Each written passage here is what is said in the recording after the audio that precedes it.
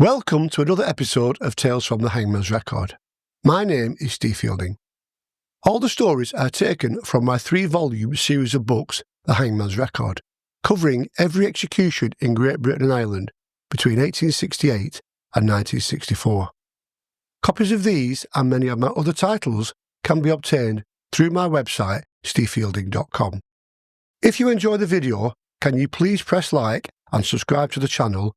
And if you can spare £1 or £2 to help it to continue to grow by clicking the thanks button on the YouTube video or the link paypal.me/thehangmansrecord, that will be greatly appreciated. And, as always, use the comments below for your thoughts on the case, whether justice was seen to be done, and suggestions for future episodes in this series.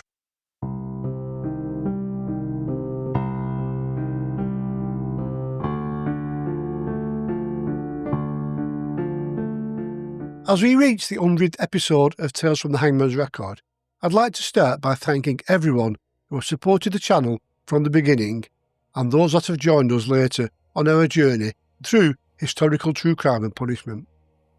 I'd also like to thank all the generous donations made to help sustain the channel. They really do make a significant difference. Thanks also for all the suggestions for content and advice on little improvements as we progressed. Today's tale compares and contrasts two cases, the first from 100 years ago and the second 27 years later. Both have many similarities and involve the murder of a serving police officer in the line of duty.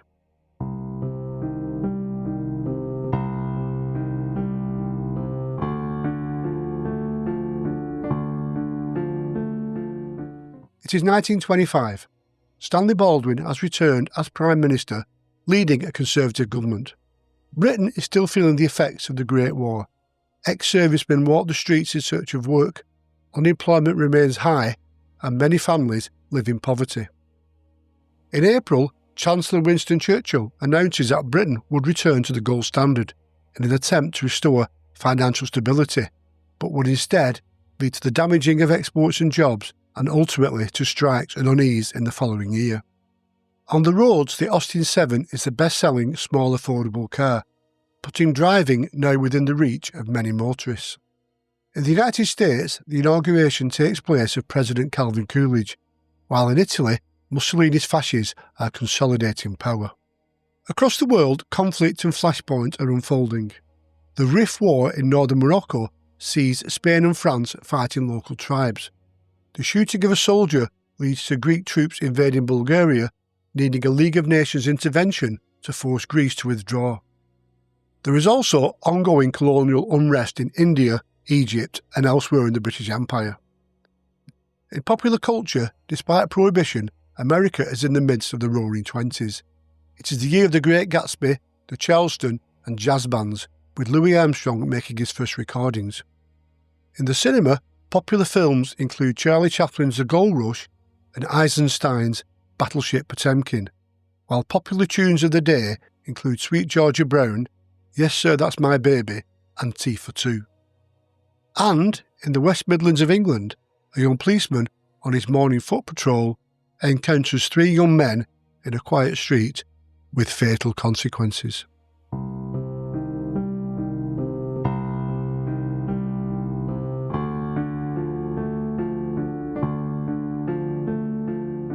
It was exactly 6 o'clock on a cold Sunday morning, the 18th of January 1925, when PC Albert Willits left Bilston Road Police Station on the corner of Cleveland Road and Bilston Road in Wolverhampton in the West Midlands of England and set out on his routine foot patrol. His beat was mainly the All Saints and Graiseley districts on the south side of the town, and soon after crossing Steelhouse Lane, he spotted 3 young men loitering in the distance. They began to walk along Cleveland Road before turning left into Vicarage Road. Willits continued on his beat, and as he reached the junction with Powlett Street, he saw the 3 youths were now peering into the window of a nursing home. Curious as to why they were there at such an early hour, and suspecting they were up to no good, he approached and asked what they were up to. The boys turned round as the constable spoke and stood face to face with him. Suddenly one of them lunged forward and knocked the officer's helmet from his head as they all made off down the street. PC Willits gave chase, and as he did so, brother of the boys pulled out a revolver and fired. The first bullet missed and struck the garden wall of All Saints Vicarage. The second grazed Willits' temple and sent him reeling across the street before tumbling to the ground. The third and fatal shot was fired into the back of his head. The shots were heard by the occupants of the vicarage and a number of neighbours, including Jessie Dando, who, going to investigate, found PC Willits dying on the pavement. The three youths had by now fled the area, as the stricken officer's colleagues were called from the station to assist. At 6:45, PC Willits was rushed to the nearby Wolverhampton and Staffordshire General Hospital, where he died from his wounds just minutes after being admitted. He was just 24 years old and married with a young son. Detectives from the Bilston Road station had hurried to the scene, and as word reached them that PC Willits had succumbed to his injuries, a murder investigation under the command of Chief Constable David Webster was immediately launched. Police Surgeon Dr. Wolverson found that the fatal shot to the back of the head had been delivered at a 45-degree angle. This meant that the stricken officer had been lying face down on the ground when he received the final and fatal wound. The killer had therefore fired the shot clearly with the intention to kill. Investigations soon learned that three youths had been reported in the area at the time of the shooting, and in the early hours of Monday morning they were picked up at Dunstan Heath, a few miles south of Stafford, and arrested on suspicion of murder. The three were taken back to Wolverhampton, where they were interviewed by detectives from the CID, where events leading up to the murder were explained. On the previous day, three inmates at the St Vincent de St Paul's Hostel for Boys at Leighton Green, Harpenden in Hertfordshire, a Roman Catholic probation home, had absconded while on their way to confession. 16-year-old Edward Heggarty, a waiter and native of Glasgow, along with 19-year-old William Crossley of Carnforth in Lancashire and 14-year-old George James Dixon, had set off towards Luton before making their way north. They armed themselves with a revolver that Heggarty had concealed in a ditch close to the remand home, which they believed would come in handy as they planned to break in and steal from somewhere. The three managed to hitch a lift on a lorry, and their route took them north via Coventry and Birmingham until they reached the outskirts of Wolverhampton at 4 o'clock on Sunday morning. Here they had first been challenged by the police, who saw them wandering in the early hours. They told the officer they were heading for Stafford and were allowed on their way. They then made their way towards the town centre, where their paths crossed with PC Willits. The three were remanded in custody, with George Dixon, known to his friends as Jimmy, the first to appear before magistrates at Stafford Juvenile Court on the following morning. A detective from Wolverhampton CID told the court that when he was taking a statement with regards to the murder of Constable Willits, Dixon confessed to having committed a dozen burglaries in Guildford and other parts of the country. He said that he was accompanied by a boy named McCormick and admitted his correct name was William Joseph Jones, that his father was stationed in the Royal Field Artillery at Woolwich, South East London. He said that on several occasions he had run away from the home, the last time being in March 1924, when he had first stolen money from his mother's purse. He had made his way to Southampton, and here he had met McCormick, and together they went to Guildford, where they agreed to break into some houses. After giving details of the burglaries, Dixon said he had travelled to London, where he had left the other boy on Baker Street and had never seen him since. He was remanded in custody and removed to Guildford to face charges resulting from the burglaries. Heggarty, aware of the consequences when arrested, had told his companion he was ready for anything. "RFA, Bill," he said to Crossley, to which he replied, "RFA me too, Jock." They were both charged with the murder of PC Willits, and after being remanded for 1 week, were taken to Birmingham's Winston Green prison to await trial.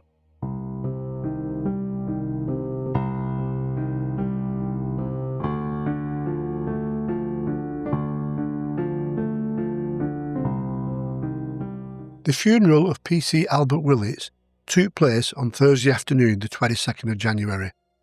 The young constable had been born in Walsall, the son of a policeman, and married his wife Dorothy, known to all as Dolly, in 1923. With their 10-month-old son Derek, they lived in a council house on the Holdheath housing estate off Willenhall Road. A crowd of over 4,000 mourners gathered outside the house on the day of the funeral and lined the route as the cortege made its way to St Peter's Church. It was one of the largest funerals to be held in Wolverhampton, and over 500 policemen from a number of local forces attended the event, with many stood outside as the church was unable to accommodate all the mourners. His widow Dolly, too overcome with grief to attend, stayed at home with their son and was represented by her brother Bill. Following the service, the cortege moved to Merrydale Cemetery, where P.C. Willits was laid to rest. There was a great deal of public sympathy, and a trust fund set up to help the family going forward quickly raised several £100. On Monday the 2nd of February, George Dixon appeared at Guildford Magistrates, charged with 4 burglaries and breaking into a grocer's shop. Evidence was heard that the crimes had yielded over £20 in cash, along with silver jewellery and items of clothing, including an overcoat and a pair of kid gloves. He was remanded in custody for 1 month. On Tuesday the 3rd of February, Heggarty and Crossley appeared again on remand. After evidence was presented, mainly concerning with the arrest, they were committed for trial at the next assizes. On Wednesday the 27th of February, the two appeared before Mr Justice Salter at Stafford. The trial was to last just 1 day. Leading for the prosecution, Mr Reginald Coventry KC told the court that what happened in those moments will never be known, as Crossley and Heggarty had each given self-serving accounts blaming each other. Dixon, currently awaiting trial on housebreaking charges, was brought to the court to give evidence for the Crown against his erstwhile friends. He said that the three had made their way along Luton Road, and after walking some distance, Heggarty had told Dixon to lift a piece of turf, and on doing so, he found a revolver in a red rag. It had been taken from the home of a fellow remand prisoner with whom Heggarty had absconded a few days earlier, and which he had stashed away before returning back to the home. Heggarty had said he was going to break into some houses and would use a revolver if necessary. They had walked to Dunstable, hitched a lift in Birmingham via Coventry, and then on to Wolverhampton, where the crime took place. It had been Dixon who had first noticed P.C. Willits approaching. He said Crossley had said to Heggarty, "Shoot him if he catches hold of any of us, Jock."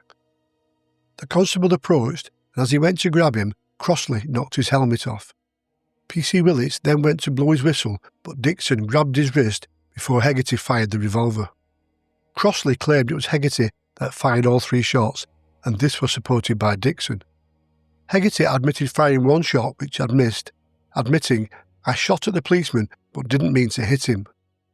Reginald Coventry reminded the jury that on this point it did not matter who fired the fatal shot, as they were both involved in the crime and they were both equally guilty of murder. After a retirement of just 31 minutes, the jury returned to find both guilty and they were sentenced to hang. The revolver, which Crossley said he had thrown away in a wood, was never recovered.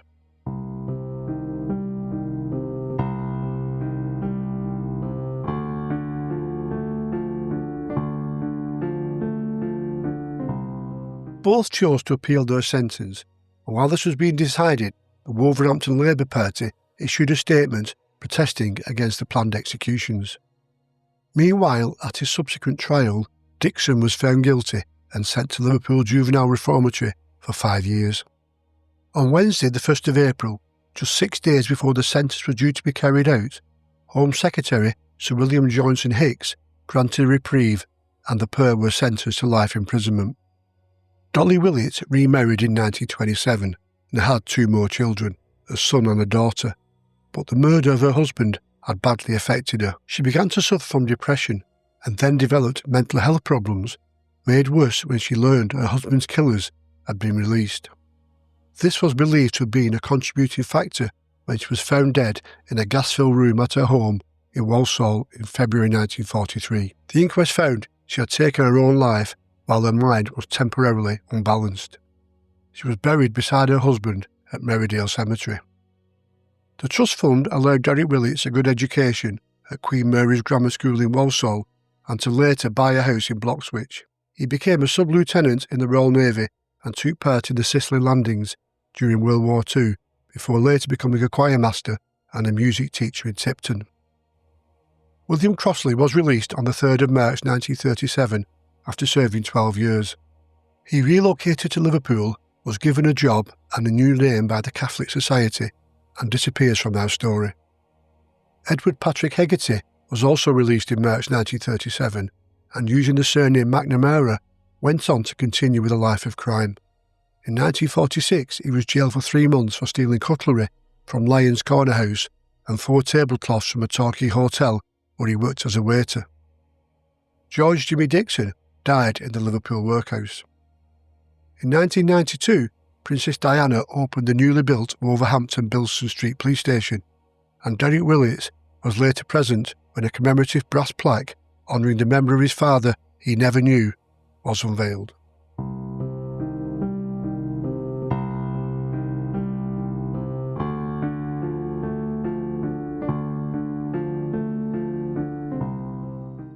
For our second tale, we step forward to 1952. Like in the previous case, the war has ended 7 years earlier, but the country is still in recovery. Conservative Winston Churchill has returned to lead the government, replacing Clement Attlee as Prime Minister, and in the United States, Harry Truman was coming to the end of his second term in the White House. The death of King George VI in February marks the beginning of a new Elizabethan age, as his daughter becomes Queen Elizabeth II. Abroad, the Korean War rages and the Cold War deepens. Britain remains scarred by the war. Bomb sites still blight many city centres, and both rationing and national service remain in force. On the roads, the Morris Minor and the Ford Anglia are the most popular cars. Television has grown in popularity to the extent TV detector vans are launched to catch an estimated 150,000 unlicensed viewers. The BBC is still just one channel and sees the first appearance of children's favourites Sooty and Sweep, Bill and Ben and Andy Pandy, alongside long-running TV shows that include Come Dancing and Dixon of Dock Green, which features Jack Warner playing the character PC George Dixon, who had been shot dead 2 years earlier in The Blue Lamp. Music paper The New Musical Express is launched in March, and in November begins to print a top 12 chart of record sales, with Al Martino's Here in My Heart the first #1 record. Popular artists also selling well are mostly Americans, like Kay Starr, Joe Stafford, Bing Crosby and Guy Mitchell. This is a Britain where young men, hardened by years of fighting, are expected to just switch off and return to mundane employment, and where school children trade wartime guns like toy cars. It is a world which sees 2 young South London teenagers set out to commit a robbery, a crime that would resonate and make newspaper headlines for the next 50 years.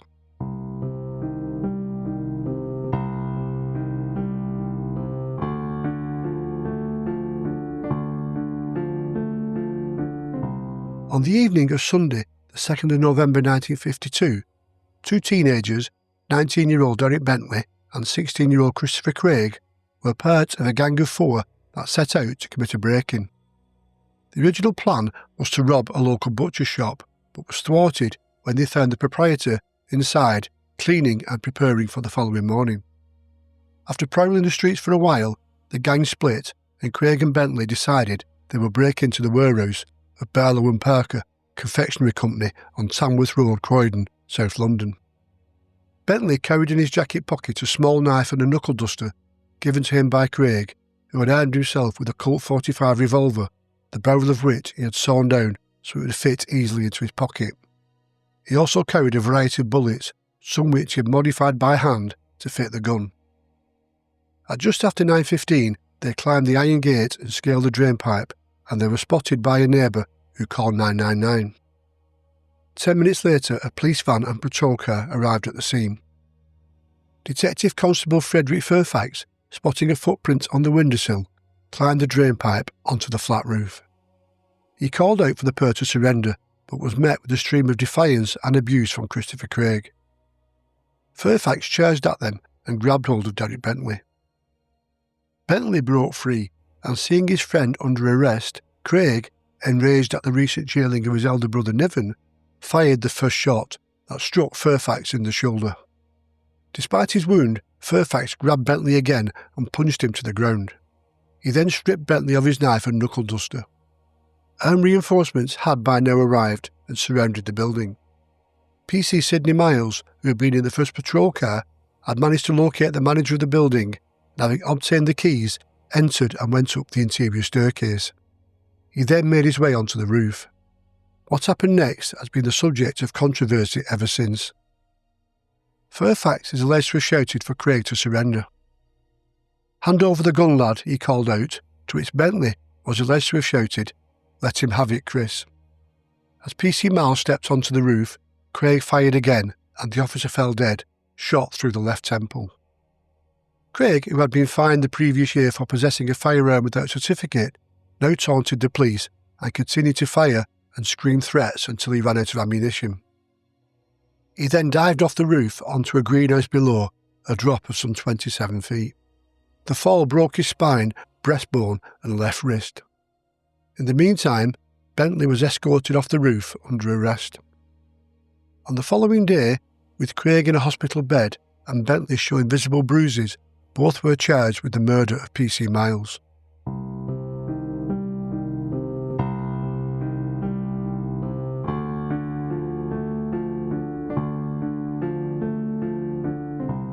Barely a month later, on Tuesday the 9th of December, Christopher Craig and Derek Bentley appeared before the Lord Chief Justice Goddard at the Old Bailey. Despite attempts to get the charge against Bentley reduced, both were put on trial for murder. The Children and Young Persons Act of 1933 prevented execution of those under the age of 18, and despite Craig firing the fatal shot, only Bentley was holding off to face a death penalty if convicted. Craig, being 16, could not be hanged. Senior Treasury Counsel Christmas Humphreys led for the prosecution and made it clear from the outset that manslaughter was not an option open to the jury. Frank Cassells handled Bentley's defence, while John Parrish represented Craig. The main point of the prosecution's case was based on the pair having a common purpose. The defence countered this by claiming that the joint enterprise had ended 15 minutes before PC Miles' death, when Bentley was placed under arrest. There was to be many contentious points at the trial. First, the defence maintained that Craig had not been aiming at the policemen when he fired, but over their heads, and ballistics expert Lewis Nichols cast doubt on whether Craig could have hit PC Miles even if he had shot at him deliberately. He said that the gun, a sawn-off service revolver, was wildly inaccurate at distances over 6 feet. No one was able to say for sure how many shots had been fired on the roof, although Craig stated he had reloaded the gun once and had fired 11 times, 2 of them being misfires. Only 2 bullets were found on the roof and 1 in Fairfax's clothing, and there was no trace of the fatal bullet that had killed PC Miles. There was then the controversy over Bentley's alleged shout for Craig to "let him have it." Both Craig and Bentley denied that Bentley had said the words, and while several police officers testified that he had said them, one officer claimed that Bentley had not said the words. His evidence was not considered in court. On this point, Bentley's counsel argued that even if he had said the words, it could not be proven that Bentley had intended the words to mean shoot him instead of literally meaning give him or hand him the gun. Thirdly, there was the capacity of whether Bentley was fit to stand trial at all in light of his mental capacity. Questions were raised as to how Bentley, with a mental age of 11, was able to make, understand and sign his police statement. Dr. Matheson, the principal medical officer at Brixton Prison, referred Bentley to Dr. Hill, a psychiatrist at Maudsley Hospital. Hill's report found that Bentley, who had failed his exams at school, was illiterate and of low intelligence. Whilst agreeing that Bentley was of low intelligence, Matheson was of the opinion that he was not a feeble-minded person under the Mental Deficiency Act. Criminal insanity, where the accused is unable to distinguish right from wrong, was the only medical defence in a murder trial. Although it existed in Scottish law, in England the law did not, in 1952, recognise a defence of diminished responsibility due to retarded development. Bentley was, therefore, Matheson claimed, despite severe debilitation, legally sane and fit to plead and stand trial.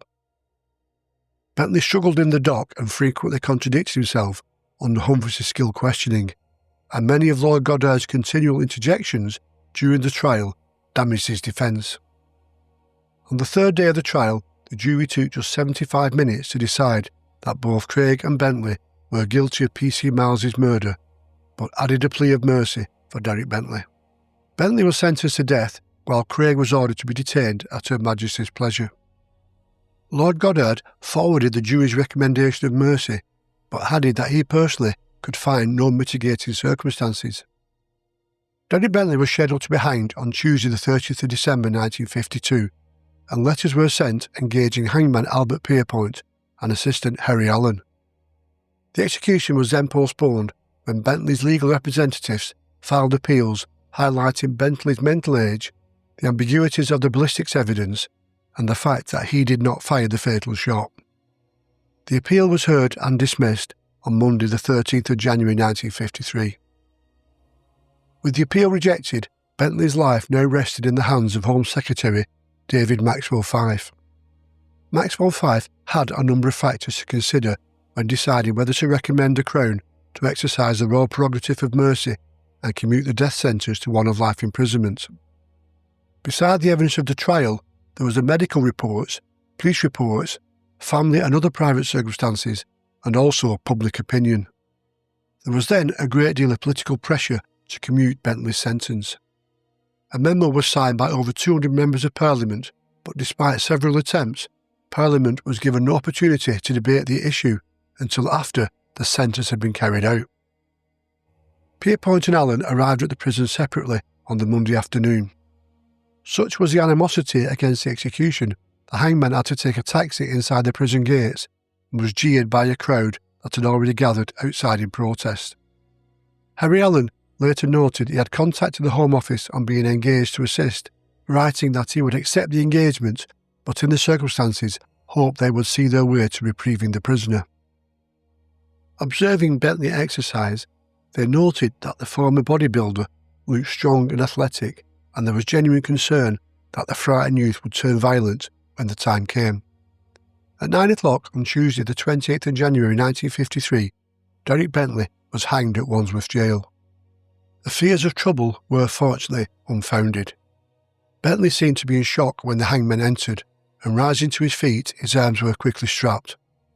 "Follow me, Derek," Pierrepoint told him gently. Bentley began to move towards the gallows, now clearly visible just a few feet away, with the cell door opened and the false wall removed. His leg struck the edge of the table, causing it to shake violently, but Bentley was oblivious as he took his last steps to the drop. With the hood and noose in place and Allen having strapped his legs, Pierrepoint pulled the lever. There were protests outside the prison, and notices that the execution had taken place were smashed when warders posted them, and a number of people were arrested and fined for damage to the property. Following the execution, there was a great sense of public unease about the decision that resulted in a long campaign to secure a posthumous pardon, initially led by Bentley's parents. After serving 10 years, Christopher Craig was released in May 1963, and he married and became a plumber. In March 1966, William Bentley was given permission for his son's body to be exhumed from its unconsecrated grave in the prison grounds and reburied in Croydon Cemetery, close to where the ashes of PC Miles had been scattered. Croydon Council prevented him from using the epitaph "A Victim of British Justice" on the headstone. William Bentley spent his final years attempting to exonerate his son, even publishing a book, My Son's Execution. He died in 1974, and his wife Lillian passed away 2 years later. After their deaths, Bentley's sister Iris continued the campaign. On the 29th of July 1993, Derek Bentley was granted a royal pardon, but it did not quash his conviction for murder. Iris Bentley died of cancer in 1997, but her daughter, Maria Bentley Dingwall, born 10 years after her uncle's execution, continued the campaign. On the 30th of July 1998, the Court of Appeal finally quashed Derek Bentley's conviction for murder. However, the judges did not declare Bentley innocent, rather they held that the legal process had been fatally flawed. Lord Chief Justice Bingham ruled that Bentley's trial had been unfair, because Lord Goddard had misdirected the jury and, in his summing up, had put unfair pressure on them to convict. Bingham ruled that Lord Goddard had not made it clear to the jury that the prosecution was required to have proved Bentley had known that Craig was armed. He also ruled that Lord Goddard had failed to raise the question of Bentley's withdrawal from the joint enterprise. Christopher Craig, then aged 62, was interviewed after the ruling and spoke of his relief at the Court of Appeal's decision. Today, after 46 years, the conviction of Derek Bentley has been quashed and his name cleared. While I am grateful and relieved about this, I am saddened it has taken 46 years for the authorities in this country to admit the truth. I am truly sorry that my actions on the 2nd of November 1952 caused so much pain and misery for the family of PC Miles, who died that night doing his duty. Also, for the Bentley family, I regret that Iris, Derek's sister, who fought all those years for Derek's pardon, died recently before this appeal was concluded. Finally, I apologise to my family, who have had to endure press attention over the years. At the end of the day, the lawyers decided it was not necessary for me to give evidence at the appeal hearing, but I was ready and willing to do so in the interests of justice. A day does not go by when I don't think about Derek, and now his innocence has been proved with this. Now, at last, this case is over. My gratitude goes to those who have fought so tirelessly for justice. 42-year-old PC Sidney Miles is remembered as a husband and a father and a police officer killed in the line of duty. To many, the hanging of Derek Bentley rests alongside the cases of Timothy Evans and Ruth Ellis as touchstones in the argument against capital punishment.